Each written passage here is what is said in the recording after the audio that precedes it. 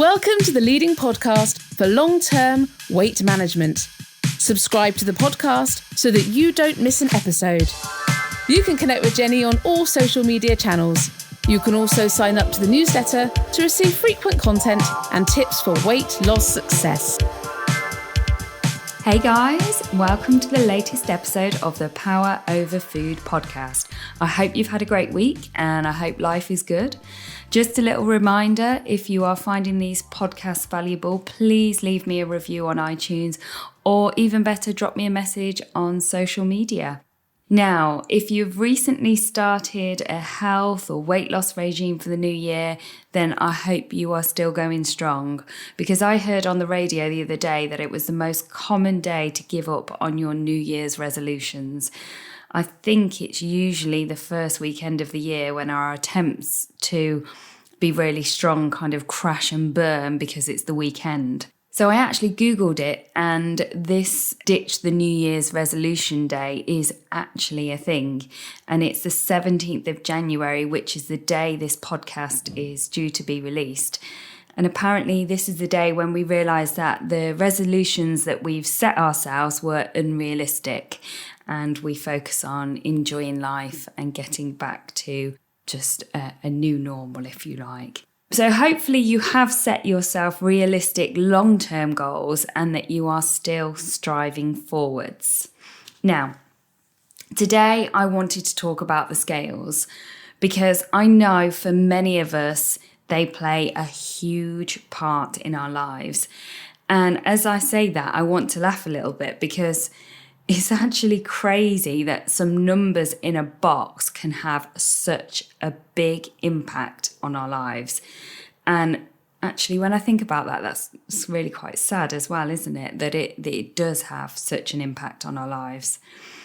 Now, having worked with clients for over 15 years, I've seen what the scales can do to our mood and in turn our behaviour and our thoughts. And not only with my clients, but with myself. So let me give you an example, which I'm sure you will be able to relate to. It's Monday morning, I'm stepping on the scales and I'm feeling great. I've woke up feeling positive, ready for the week, and I know that I have been in control of my eating. Now, I use the words in control rather than I've been good, because I probably said it before, but I do try and avoid the words like good and bad when it comes to eating, because I think this puts us in a childlike place. It's like, oh, I've been really, really good because I chose the salad over the burger, or I've been really, really bad because I've been to the chip shop. None of us are good or bad because of the food choices we made. We're human and we've got lots of different reasons that we choose to eat, which I'm sharing with you through these podcasts. And if we can see food in that way and we can start to talk to ourselves as an adult, as a human, rather than as being a good or bad child, then this can make a big, big difference to the whole eating and beating yourself up cycle. Back to the scales. I stand on the scales and they say I've gained a pound, or let's say they say I've gained 2 pounds, and my mood instantly changes. The thoughts that are running through my head are, it's not fair, I've made healthy choices. And this is actually probably where I let my thoughts slip back and I do revert to the old me and that good word, because what I hear is, I've been so good, why have I gained weight? This is not possible. So I'm now in that kind of child place of it's not fair. Now, this type of thinking then can have a huge impact on my day unless I get it into check. Thankfully, I've become much better at managing my thoughts, which I will share with you in a moment. But before I learned how to do that, this is what would happen. I would step off the scales, I would get into the shower, and suddenly everything looks bigger and I feel horrible. And I get dressed and my clothes instantly feel tighter, my thighs are bulging in my jeans, and I want to make unhealthy choices around food because my sloth brain or my crooked thinking says, what's the point? And it convinces me that I'm really, really hungry. I'm snappy with my partner because I'm frustrated with my weight. I don't perform well at work because it's niggling in the back of my mind, and so on. Does this sound familiar? Hope it does. I'm sure it does actually, because I see this constantly in my work. I see ladies and men, but more often ladies, beaming as they walk through my door, and they've had a great week and they've been on plan and they're feeling really fired up and really in control. And we chat and they tell me they've had a great week and they feel smaller, and they share their non-scale victories with me, like they've bought a smaller clothes size, or they've got into a top that's been hanging in the wardrobe that they haven't worn in years. And then they step on the scales, and it doesn't say what they expect it to say.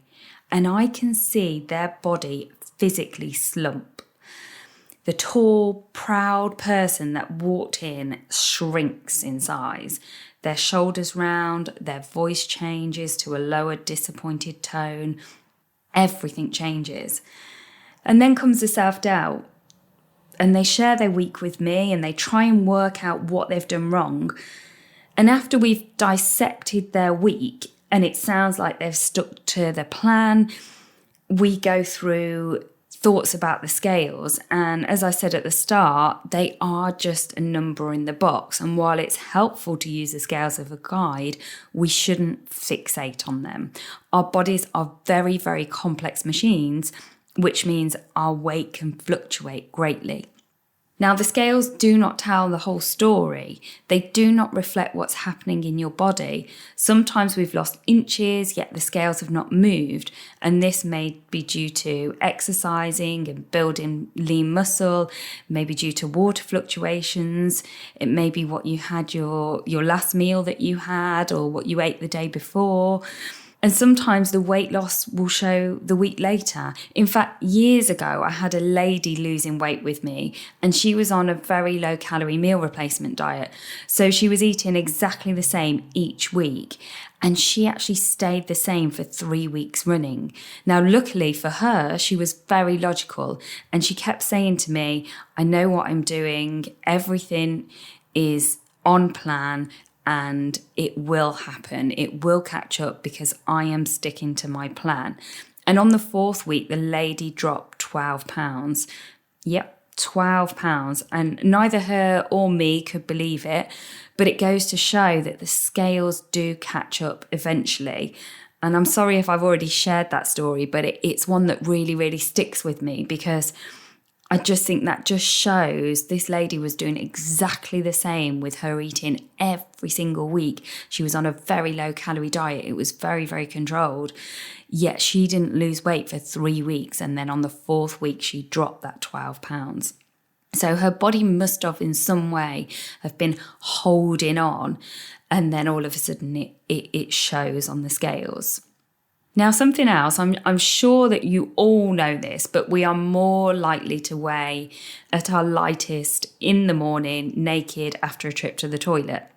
But why do we still hop on the scales at 3 p.m. in the afternoon, fully clothed, just to see if we have miraculously dropped 6 pounds?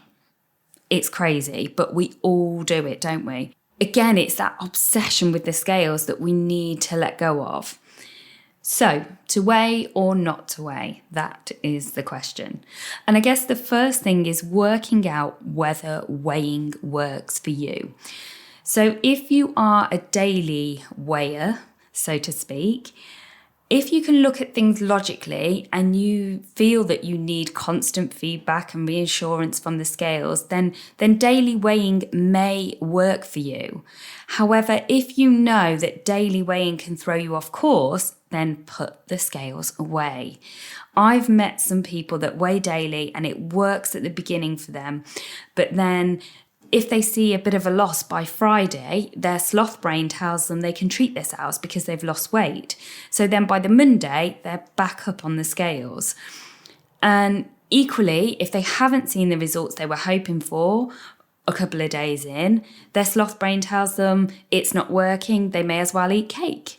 So it's trying to understand whether you are logically looking at them scales and being realistic, or whether you are placing all of your hopes on those numbers in the box and they are determining your mood, your thoughts, and then impacting on your behaviour around food. Now, you have to be honest with yourself here, because I've had so many conversations with people who say, well, daily weighing works for me. I like the accountability. I like watching the numbers go down and I'm okay with it. It works. But then I find myself saying to them, are you sure it works for you? Because the last 3 weeks, you've told me that you've eaten because on Friday the scales have gone down and you thought you could get away with it. Now, if that's you, clearly it isn't working for you. So be realistic with yourself. Is it working? Whenever you're going to weigh, make sure it's the same time each day. So ideally in the morning after you've been to the toilet, and no more than once a day. And with weekly weighing, if you feel that weekly weighing maybe is even too often for you, but you still want to record it, you could always blind weigh. So get somebody else to weigh you and record it, but only look at your progress once a month. Or you might decide to only weigh fortnightly. Sometimes if you are a slow weight loss loser and it's not motivating only seeing a pound and then a stay the same, or a couple of weeks staying the same, sometimes it's easier to only weigh fortnightly or even monthly to see progress, so that you're not getting hung up from week to week. You can also use other methods to track your progress, and this can be alongside the scales, or you could choose to ditch the scales completely. And you can use things like measuring, so measure your bust, your waist, your hips, your arms, your thighs. You can use non-scale victories like getting into certain clothes that you haven't worn, or being able to tie a shoelace, climb the stairs without getting out of breath, all of those other things. Or you could track your success by what you've achieved during your week, like walking 10,000 steps every day or achieving 3 workouts a week. So find other ways to track how well you're doing. Before I wrap up, many of you may already know this if you've been following me on social. I tried the non-weighing approach. I set myself a 21-day no weighing challenge, and I have to say I felt so much better for it. And I decided to do this because as I reviewed where I was with my weight management, I realised that I too had become hung up again on the scales, because I'm constantly reviewing where I am with my weight management, and I'm still finding my way, and I'm really open and honest about sharing that, because I do think this is an ongoing journey. But I realised that I'd become quite hung up on the scales. So over the 21 days, I did not weigh myself at all. And what happened was I ate differently. I lost a considerable amount of weight, but most importantly, I freed my mind. I stopped obsessing over those numbers again. And since this challenge, I have gone back to weekly weigh-in, because I feel it's important for me for weight management to keep an eye on the numbers, but from that balanced place again in my head. But I've also changed the day which I weigh on, because I've realised that Mondays are not always a great day for me to weigh, because in weight management, if I've given myself a meal or 2 off over the weekend, I may be a little bit heavier on the Monday. I know that I can weigh several pounds heavier if I've eaten a heavier meal or if I've had alcohol, for example. So weighing on a Monday wasn't working anymore for me. Now, I know that you, my listeners, are on a wide variety of plans, so I will finish with saying that the reality is, if you are following a plan consistently, whatever you are doing, the weight will come down. So it's trying to keep that thought in mind, regardless of what the scales say from day to day or week to week. If you are following your plan and you are in a calorie deficit, the weight will come down. So trust that you are doing the right thing, trust your body, trust what you're following, and just enjoy the process instead of obsessing over those numbers in the box. So I hope that's helped. Don't forget, you can connect with me on social media. I always love hearing how you're doing with your weight loss journey. You can join my Power Over Food Mastermind group on Facebook. And please, if you haven't done so already, please leave me a review, and please do share this podcast with anyone that you feel it may help. There are thousands of people out there struggling with their weight and their relationship with food, and I would love to help as many people as possible just by them listening to this podcast. So that's it. Review how often you're weighing. Enjoy the rest of your day, and I will see you in the next episode.